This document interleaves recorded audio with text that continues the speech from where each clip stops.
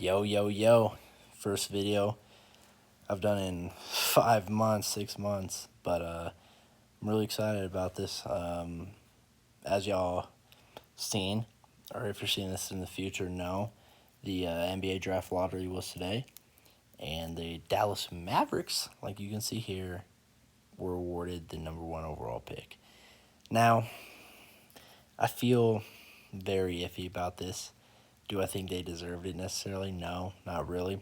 Do I think they should have got it? No, not really. I hate that Nico Harrison got it.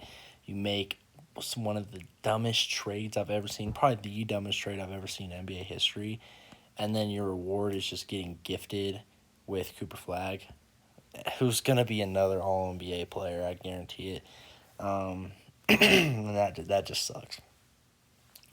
That sucks that they get rewarded. I mean, Mavs fans in a way, it's like, you know, they had to deal with that bullshit. But it's like you also had Luca for a while, but now you get Flag. I'm not really speaking about Mavs fans when I talk about this, but more so just talking about Nico and how they get it. But I mean that's besides the point. Let's just get into the actual mock draft because it's gonna be a full first round. Actually, let me make sure I did a first round mock because there's a high chance I just did lottery. That would have been bad if I just redid it. Okay. Well, like I've been saying, Dallas Mavericks are 100% going to take Cooper Flag. Like I said, I think his ceiling is Hall of Fame, honestly. If I'm being honest, I think his ceiling is a Hall of Famer. I could just see him be a multiple All NBA person. Like even like 10 wouldn't surprise me. His athleticism is crazy. His shot was awesome. The way he gets to the rim was awesome. The way he passes is honestly pretty good. His defense is fucking awesome. His clutch gene is awesome. I mean, everything about Cooper Flag, like you can imagine in your head, is just awesome about him. Everything about him's awesome. He's not Victor Wembanyama, but oh my goodness, is he a good prospect? And man, the Mavericks are going to be a real fucking dangerous team. Even him as a rookie is going to be insanely impactful, and they just get blessed by this, insanely blessed by this. And I mean, he's going to. I'm kind of worried about how good he's going to make this team because I don't know. I really don't want them to succeed too bad. But I mean, yeah, first overall pick, Cooper Flag. This pick, I actually want to talk about a decent amount. It definitely is a good thing that they got the second pick, right? Because I think the second pick has much more value than the third, like a lot. Like there's a big gap because Dylan Harper's just that good of a prospect. But not for San Antonio, right? I would just be surprised if they kept this. If they want to draft still, just move down.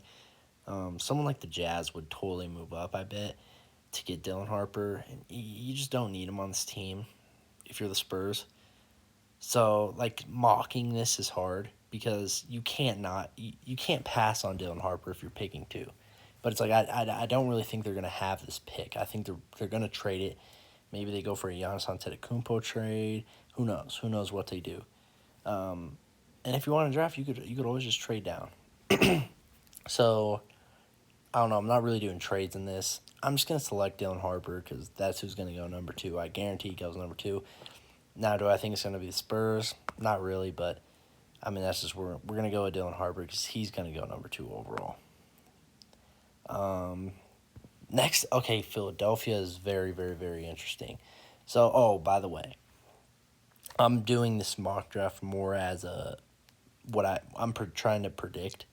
At least for this one, I'll have a different one eventually that is more of just what I would do, which will be very different, very, very, very different. But this one, I'm just trying to almost predict what the teams are going to do.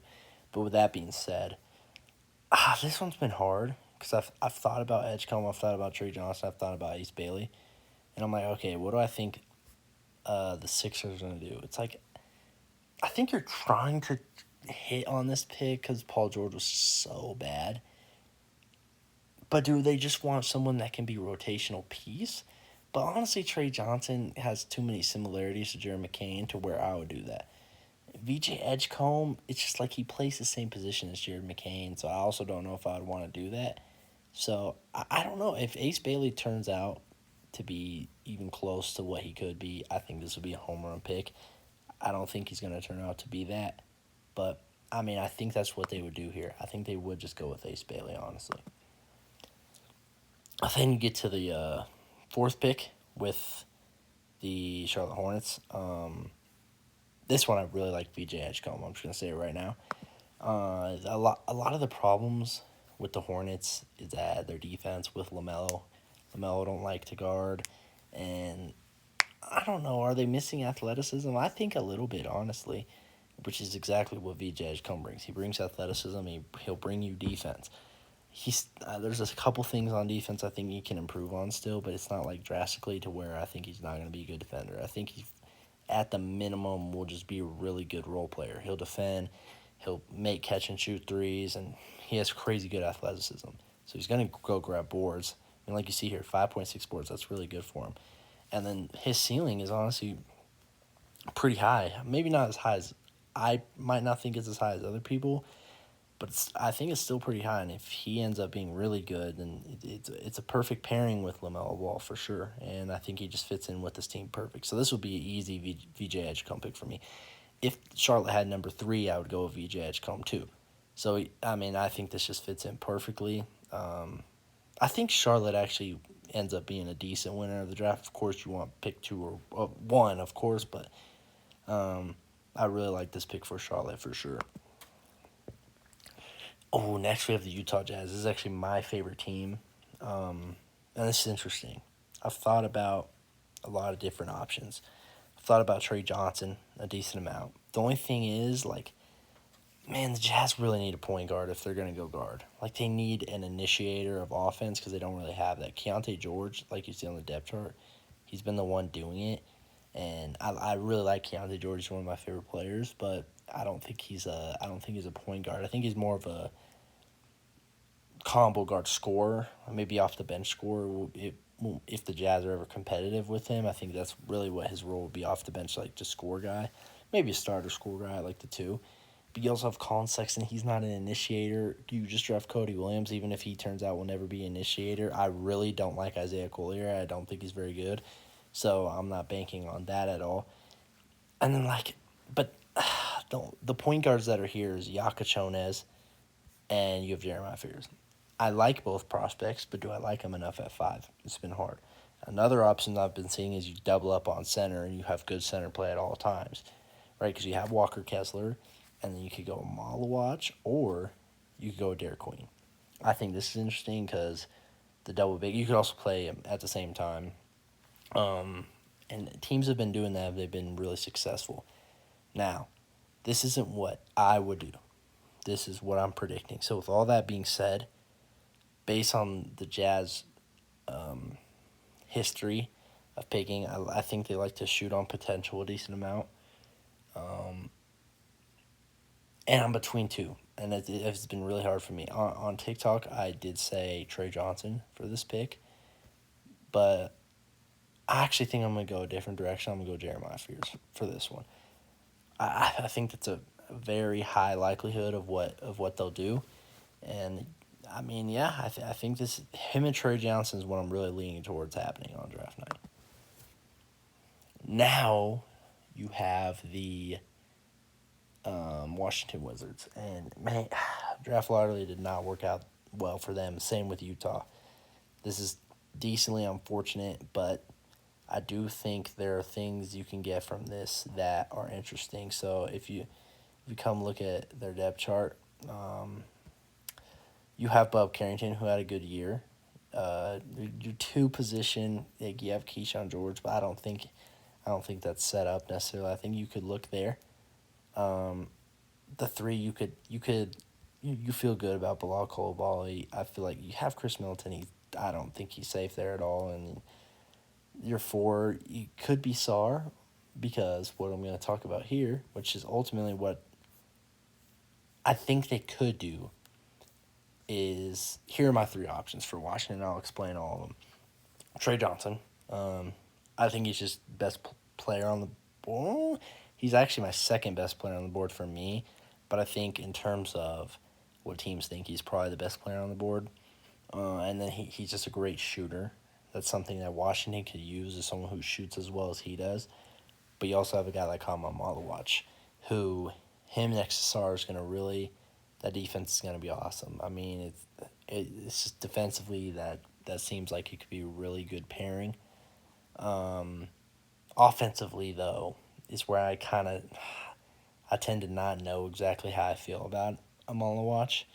And then my last option would be Derek Queen here. I think he would fit next to Alex Sarr offensively well. Derek Queen can move his feet. He can actually guard on the perimeter, which I think he's very underrated on. And Derek Queen is, which you'll probably end up learning if you keep tuning in these videos. I am very high on Derek Queen. I really like him. I think he's my fourth ranked prospect, so I really do like him.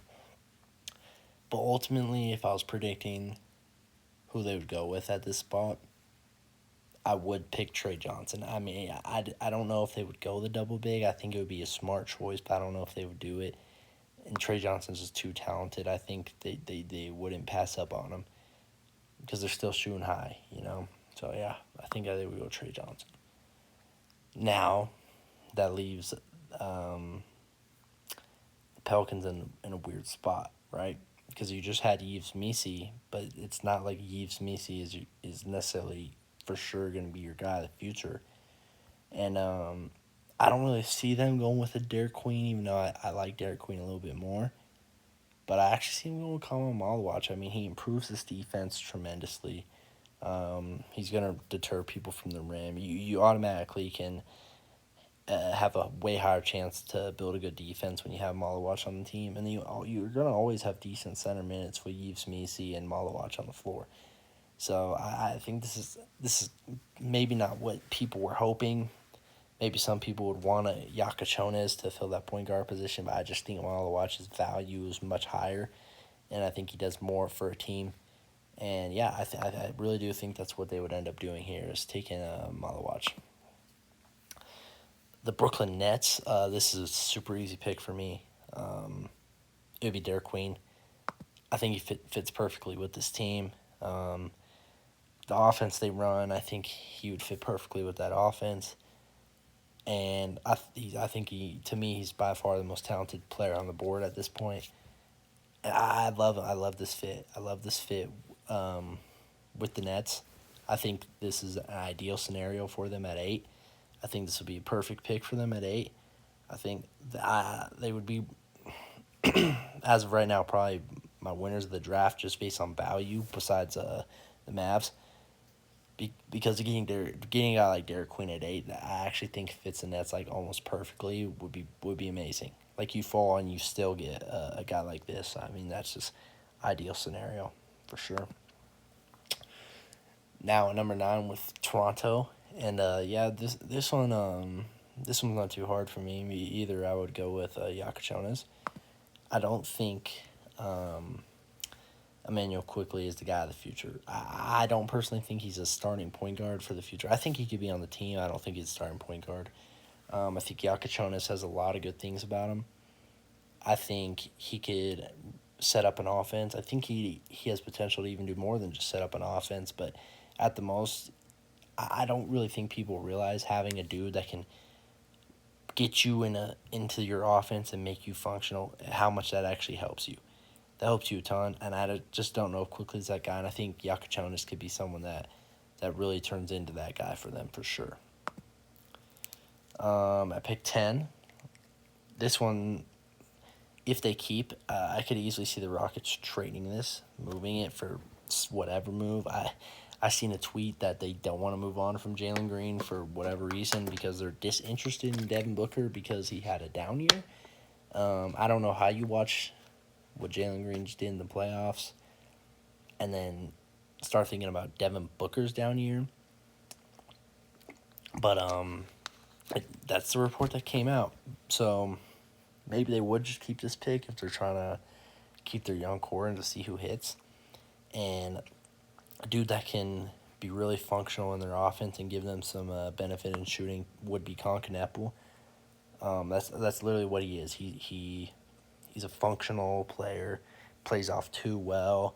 He's obviously a really good shooter. He's smart. I mean, does he have his flaws? Is he athletic? No, not at all.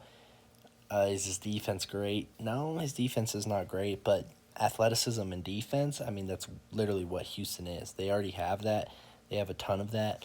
What they don't have is a lot of dudes that honestly just make smart, like methodical plays and dudes that can shoot on offense. They don't really have a lot of that, and that is exactly what Concanepo offers for you at this spot in the draft. And I honestly think it's a home run pick for the Rockets at 10 if they end up keeping this pick, and I think he would fit in really well with them. Oh, number 11, I think at this point is number 11.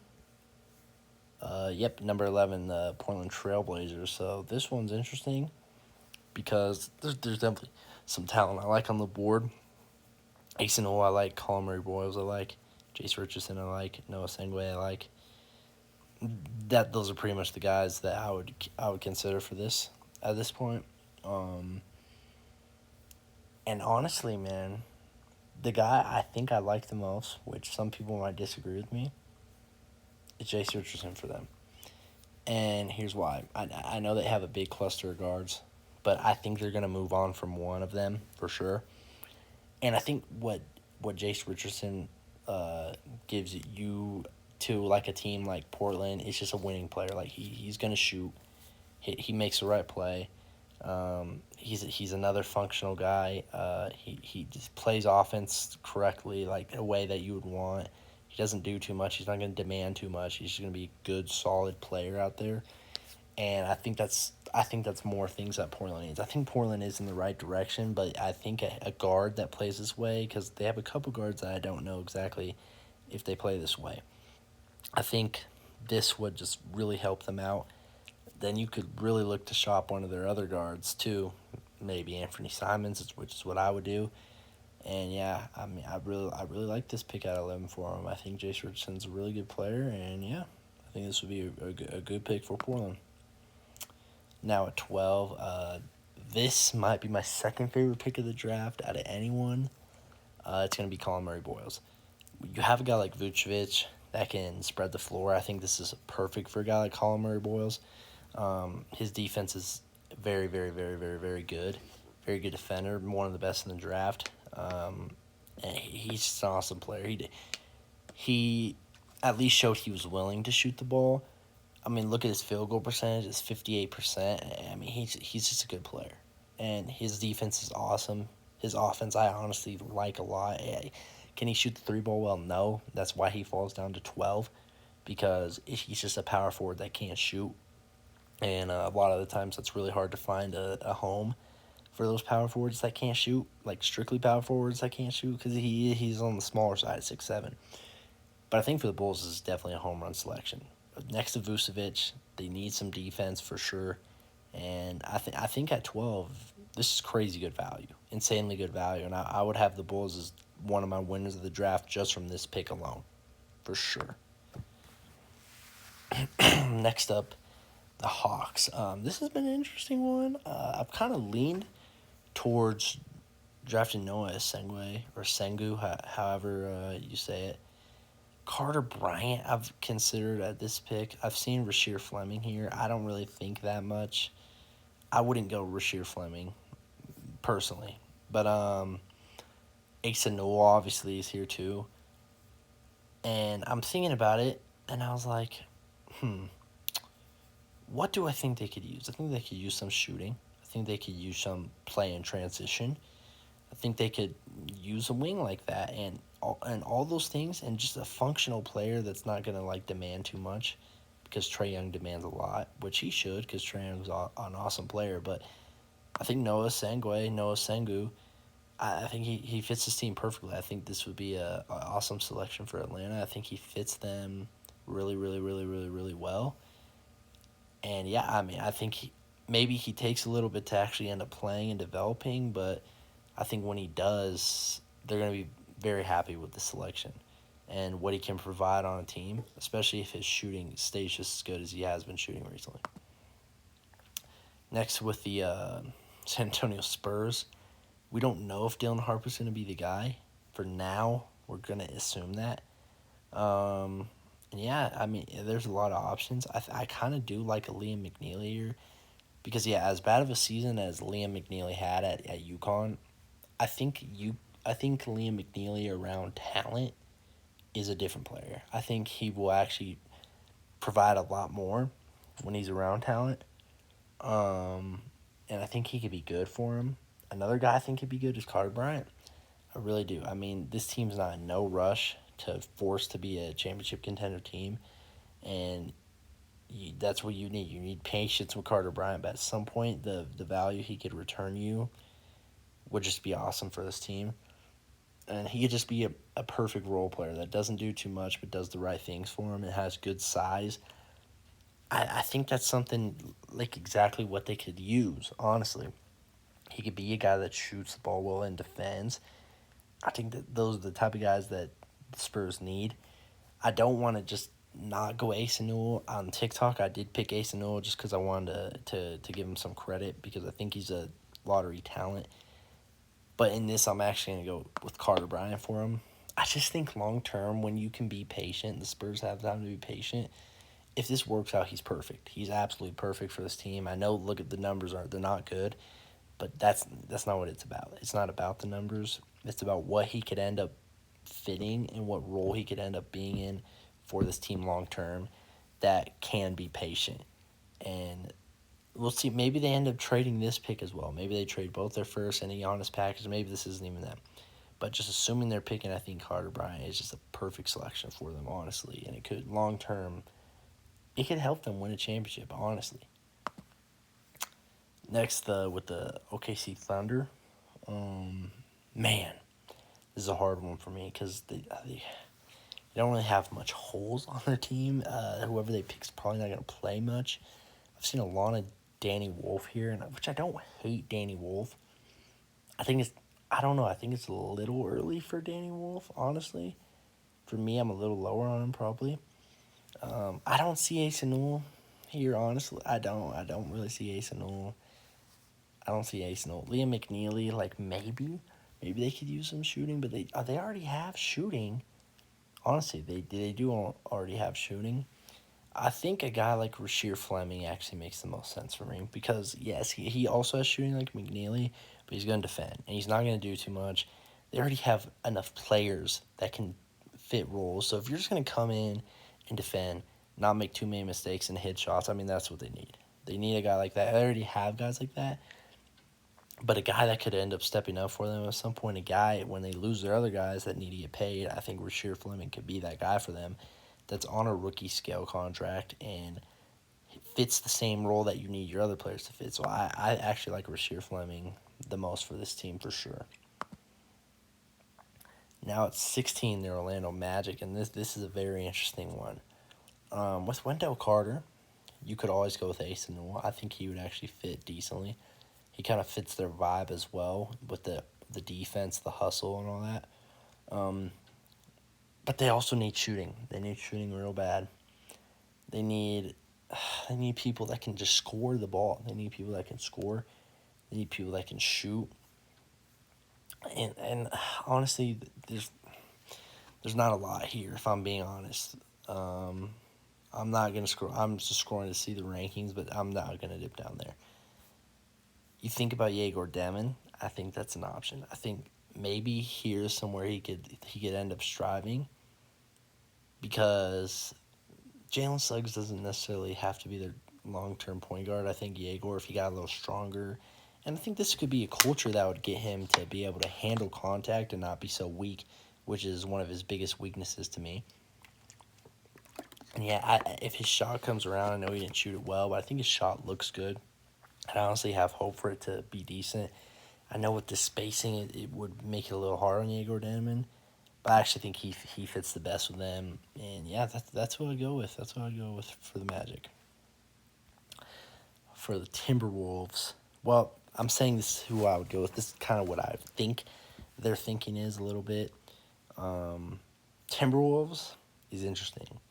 If Ace Newell is on the board here, it's like maybe you think about him. I don't know why. Well, McDaniels is 3. But you have Randall, you have Naz Reid, hopefully if they resign him. But Naz Reid could also be a backup big, so maybe you could use one more big body and a guy that will come in there and offensive rebound because he will do that. But I also see Danny Wolf. He played with big guys at Michigan, or a big guy at Michigan. And I think he just fits kind of what Minnesota does. He's gonna go out there shoot threes. His handle's not great, but I don't know if they need his handle to be great because they have other dudes that will handle the ball for him. I do think he'd fit this team well. My favorite fit is Adu Thiaro. Just the way he gets to the rim, the way he applies pressure, his free throw rate, everything about him. I think he would fit Minnesota perfectly. I don't know if I think Minnesota would do it, though.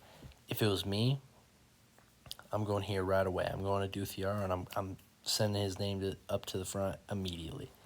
Now, I just don't really see that being the pick here. And ultimately, talent is talent. I mean, they traded up for Rob Dillingham, who was a young guy. I don't think they're afraid to have young guys. And I think Asa Newell would end up being the pick. And I would actually love that pick for Minnesota. He's going to get on the offensive boards. On offense, he's not no slouch. He can handle his own. And he's going to play really hard. He's a good defender, which it fits Minnesota's culture more than Danny Wolf would. Yeah, he can't shoot, but Minnesota has a ton of shooting already. You already have a Naz Reid that could be a big man that comes in and shoot. Assuming they could obtain him, and Asa Newell falling this far, it's just hard for me to say that Minnesota would let him pass up. It's just hard. So I think this would be an awesome pick for Minnesota, and he could really contribute for them. Next up, the Washington Wizards again, and this is a very interesting one because they could actually add some more shooting to pair up with Trey Johnson. You could look big man at Thomas Sorber. I'm not high on Thomas Sorber, but maybe they are. But no, I actually really like Liam McNeil here. I really do. To add more shooting with this already like defensive minded team. Yeah, is he gonna be the greatest defender? No, he's not. I'm telling you right now, he won't be. But I think they are lacking a little bit of just shot makers. Now, this isn't the best talent for Liam McNeil, and I think it would take him a while to develop into this, and they would have to become like a better team. But I think the foundation for him here is actually pretty good, and they're also another team that can be patient with him, and it can allow him to make mistakes and grow. And I just think it would fit Liam McNeely to Washington fit. I actually like decently, and I think that's something they would do. I think that's something they for sure would do. Next up, one of the 4 first-round picks, or the second of 4 first-round picks that the Nets have. We had them taking Derek Queen at number 8, and with their next pick, I could really see point guard here. D'Angelo Russell is clearly not the guy of the future, and they don't really have anyone else. Now, whoever they pick might not be the guy of the future, but I think it's worth it to take a swing. I think it's worth it to take a swing, and Ben Saroff is my guy. I think he's better than Nolan Traore. I like Ben Saroff better. Actually like Ben Saroff a lot, and I do like him with Derek Queen as well, and I think if their first 2 picks were Derek Queen and Ben Saroff, I would have to put the Brooklyn Nets as my winners of the draft, other than the Dallas Mavericks. I love this for him. Absolutely love it. It's a point guard. He handles the ball. He's a great playmaker. His shot, he didn't shoot the ball very well, but I actually believe in his shot probably more than other people. I have him ranked higher than 19 where he's at right now. I have Queen ranked higher 8 where they picked him. I think this would just be an all-time 2 picks for them. I think this is perfect, and I really love this for the Brooklyn Nets and their organization. The next up, you have the Miami Heat. They could also use a point guard. I do think that. And with developing, I think the Heat have a pretty good track history of developing guys. They don't always need their guys to shoot. They even had Davion Mitchell playing big minutes this year. We'll see him at.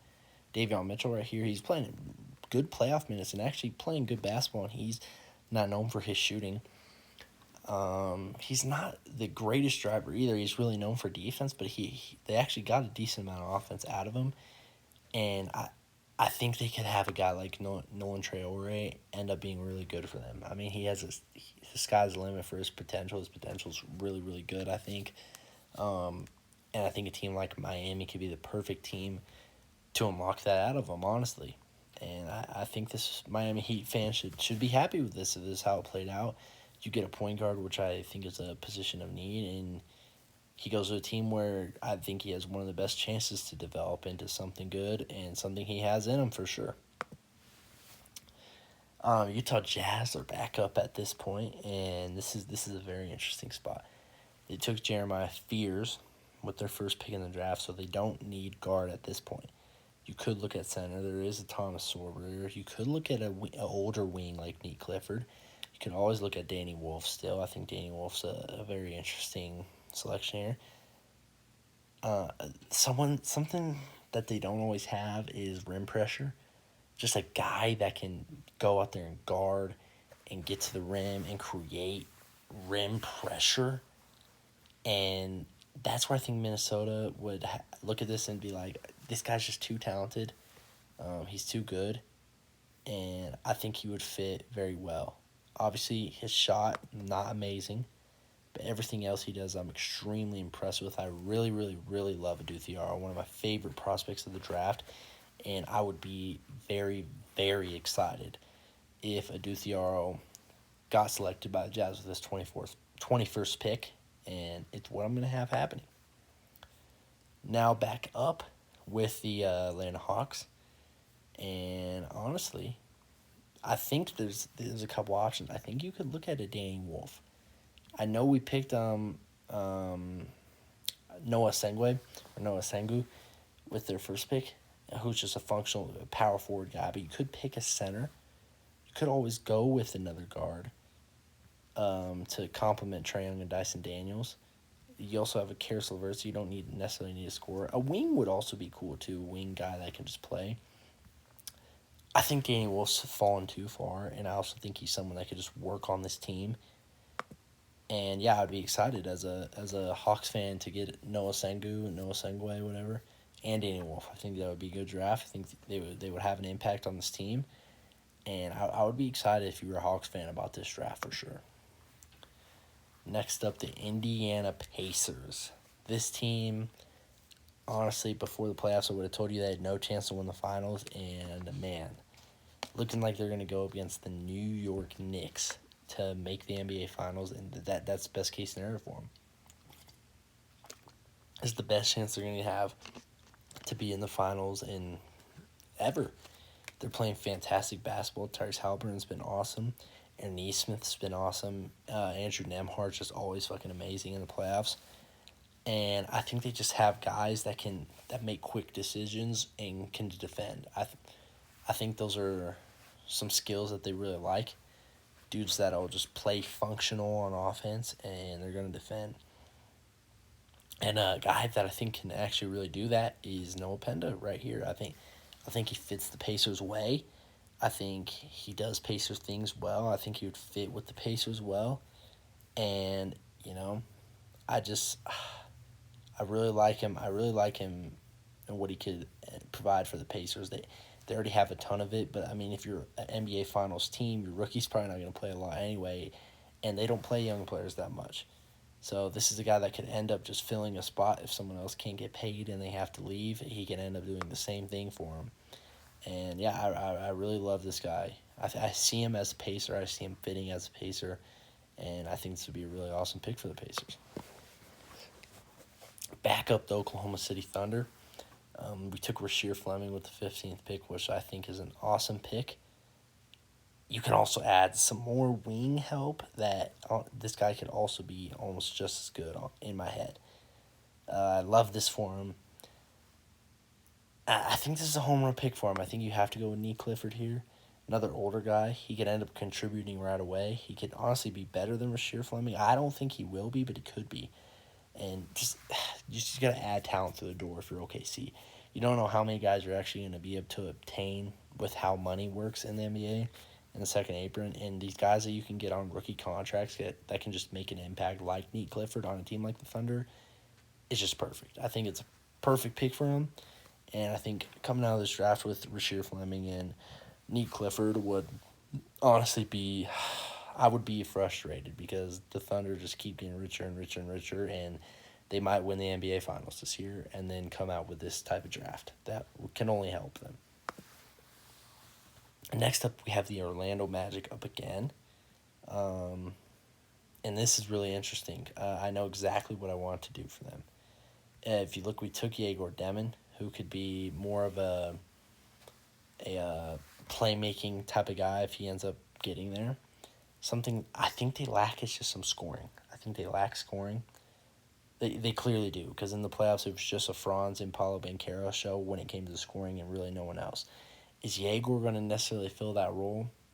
I'm not sure. I'm not really sure if I see that in the cards for Yegor Demon, but someone that I really like as a scorer in this draft is Boogie Flan. Now, I don't think Boogie Flan's necessarily going to be a starter in this league. I really just see him playing a role off the bench where he comes in off the bench and he gets buckets, he makes the right decision, he gets his teammates play, he makes plays, and it's like you're not really losing the minutes when Boogie Flan comes in. If you come in for Jalen Suggs, it's like or if you're ever having a game where you're not scoring very much, it's like you can just insert Boogie Flan. He's going to do the right things. Yeah, he wasn't efficient. Yeah, is his defense the best? No, I don't think his defense is the worst either. Somewhere in between where it lands on his defense, but I really like him as an offensive player. I like him as a scorer. I like his shot creation. I like the way he moves the ball. I like how he thinks. I think he's a smart player.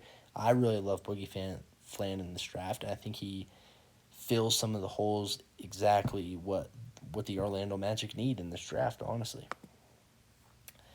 Next up, another Brooklyn Nets pick, and we actually have two in a row. So you have Derek Queen, you have Ben Zaraf. You got a young center and a young guard.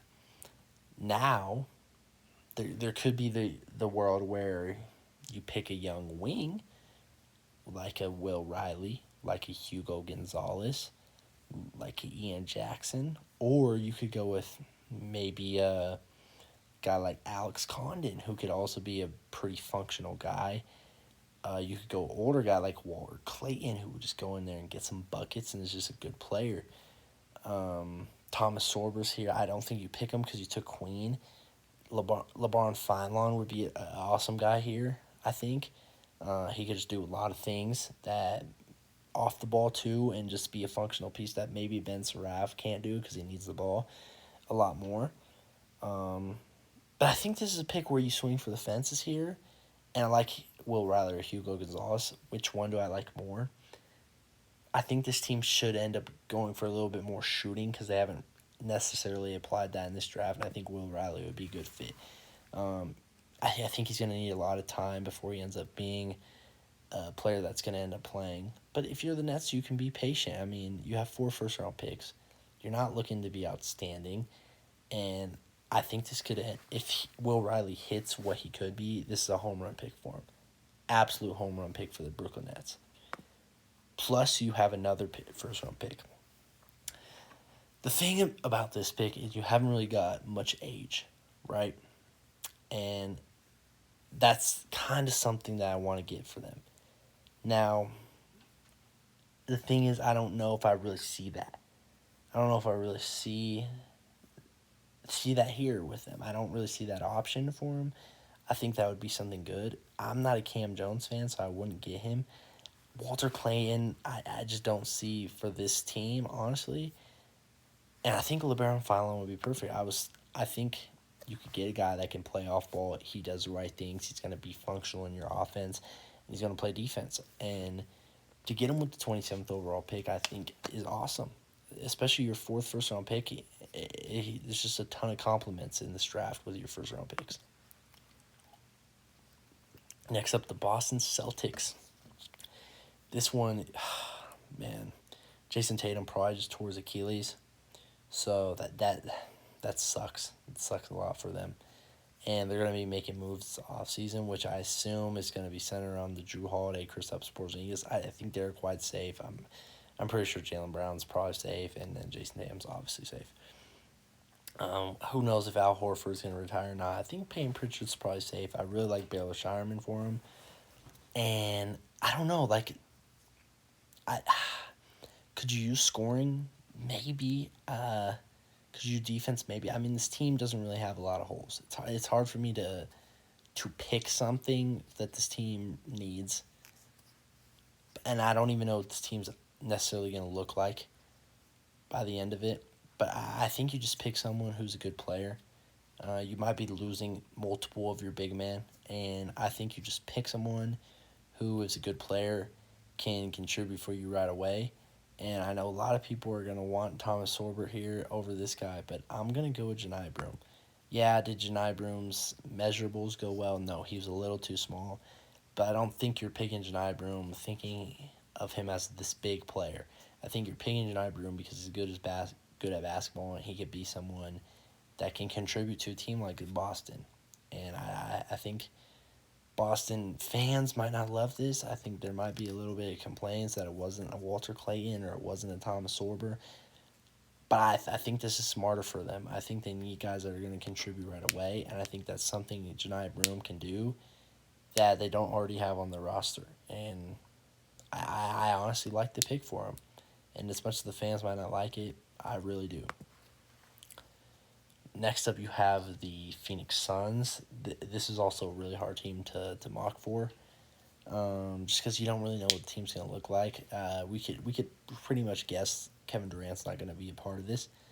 But I don't. They're not trying to enter a rebuild. They're trying to more so retool. I'm pretty sure, maybe get some rebuilding pieces, but I think they're more looking at a retool because they really don't want to get rid of Devin Booker is what I hear. Now, if they do get rid of Devin Booker, this is interesting. Then you would just go with a Hugo or a Sorber or someone like that. And the thing is, I don't love their bigs at all. At all. And I think there's a big in here that was a part of winning this season. And just does a lot of the right things. And I think this could be a really good guy for the Phoenix Suns, and that is Alex Condon. And he doesn't have to necessarily be a center, but he's just a guy that does the right things. Dribble handoff, he's going to make the right play. He doesn't force anything, and he's just a winning player. And if you want to be a retool and you want people who are just going to have impact right away, if you're the Suns, I think a guy like Alex Condon can really fill that role for sure. In the last pick of the first round, pick number 30, we have the Los Angeles Clippers. Very disappointing end of the season for the Clippers. But, I mean, obviously, your team overperformed what anyone thought it would be. When you have James, who had an All-NBA season, Norman Powell, most improved player candidate. Well, he could have been. Zubac, most improved player candidate. You have a Derrick Jones Jr., you have a Nick Batum, you have Kawhi Leonard. I mean, you just have a lot of good pieces. You have a Chris Dunn, who's really good. You just want to add to these good pieces and have a rookie contract that is going to contribute. Something that I don't think they necessarily had is another guard initiator and a guy that's just good at basketball when James Harden wasn't on the floor. Someone that could do that is a Walter Clayton. And I think Walter Clayton's actually would be perfect. Now, I want to mention someone before the end of this that gets ranked super low. Mark Sears. He's someone I would think about here. Mark Sears should not be ranked number 60. Mark Sears is a fucking good basketball player. He's small. I understand that. But he's a good basketball player, and I think whoever selects Mark Sears is going to get someone who ends up having a role on their team. I think he's going to have a role. I think he's too good at basketball for his size to matter that much. Now, I'm not going to select him here because Walter Clayton's an option. And I just think Walter Clayton's better. I think this is kind of a steal. It's kind of surprising to me that Walter Clayton went this low because I have him ranked much higher on my big board. I think at like 24 on my big board. But it's just hard to find a spot for him that I really liked and I think a team would do. And I think the Clippers hit a home run with Walter Clayton here. And getting Walter Clayton on this team, I think he's someone who's going to contribute to winning right away and be a guy they can end up relying on in a playoff series, something that they couldn't do with Bogdan Bogdanovic. And even Chris Dunn at times, he couldn't hit shots. He's an insane defender, but he couldn't hit shots. And Clayton is going to be a guy that can hit shots. He can do that. That's what he's going to do. And I think this is a home run pick. I think this is a home run pick for the Clippers. And I think it's going to be awesome. I think the fans will love Walter Clayton. He is going from Florida to LA, big jump, but I don't know. I think he'll end up liking LA because I really do see Walter Clayton have a decent career there. I think he could be there for a long time. and end up being a fan favorite. Honestly, I could see that happening. And yeah, that is the end of my post draft lottery first round mock draft. Um, I'm very happy to do this. I was very excited to do this. You see, it's 1 a.m. I've been waiting all day to do this, just watching the NBA games and, having school to do myself and then trying to actually think about what I was going to do with these picks. And then we get to 120. But um, it's something was excited to do, excited to record, and excited to talk about. I wanted to just mention some of the things I was thinking, some of the things that I liked in this draft for sure, and highlight some of the players. And yeah, if you want a recap of just the picks, I'm gonna scroll through this, and I'll scroll back up so you can see. But yeah, this is my first one. On this channel, I'm gonna do way more stuff with NBA draft, NBA playoffs, just more things. I want to start posting on here. People, if you come from TikTok, hopefully you do, because that's where I'm kind of trying to get the people to show up, is from TikTok to show up to YouTube, and hopefully just enjoy the videos. If anyone ends up getting this far, because you never know with views. I mean, this is the first time I'm really posting in 6 months, which never got views, but I'm gonna try to push this out more. If you do make it this far, just comment your favorite prospect. I just want to just say, like, my favorite prospect is boom, and then I'll just know that you watched this far, and that'll just mean the world to me that someone sat there and watched this. And if not, that's also okay. I mean, I also just enjoy making these and enjoy talking about it, even if it is just to myself, ultimately, in the end. But yeah, this is my 2025 post draft lottery mock draft number one, for me predicting what the GMs will do. Next one I end up doing is going to be me as a GM and exactly what I would end up doing for these picks. But yeah, it's been real, and I hope you guys tune into the next